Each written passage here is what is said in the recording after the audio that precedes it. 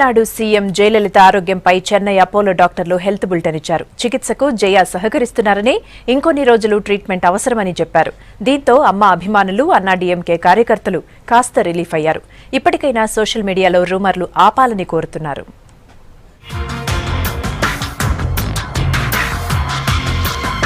తమిళనాడు ముఖ్యమంత్రి జయలలిత ఆరోగ్యంపై 3 రోజుల తర్వాత చెన్నై అపోలో డాక్టర్లు స్పందించారు. అందరి ఉత్కంఠకు బ్రేక్ వేస్తూ జయలలిత ఆరోగ్యం ప్రస్తుతం అదుపులోనే ఉందని చెప్పారు. చికిత్సకు బాగా స్పందిస్తున్నారని, త్వరలోనే కోలుకునే అవకాశం ఉందని తెలిపారు. ఇంకొన్ని రోజులు చికిత్స అవసరమన్నారు. ఆరోగ్యం మెరుగుపడేందుకు యాంటీబయాటిక్స్ ఇస్తున్నామని, పూర్తిగా కోలుకునే వరకు హాస్పిటల్లోనే ఉంచుతామని చెప్పారు. ఫారిన్ డాక్టర్ రిచర్డ్ ఆధ్వర్యంలో ఎప్పటికప్పుడు జయ ఆరోగ్యాన్ని మానిటర్ చేస్తున్నామన్నారు. ఇక జయలలిత ఆరోగ్య పరిస్థితిపై ఇవాళ తమిళనాడు మంత్రులు స్వయంగా ఆరా తీశారు.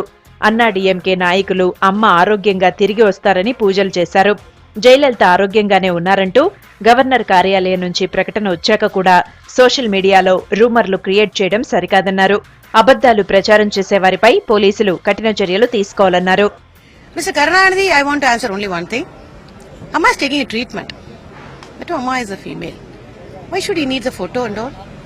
Press meet is given by Apollo Hospital and Apollo doctors are giving a press meet. She's doing well, very well. Yesterday, Governor itself met Amma and Honorable Governor also gave a statement. Suppose if we give Amma's photos also, what Mr. Karunanidhi will say, no, it is a photo show.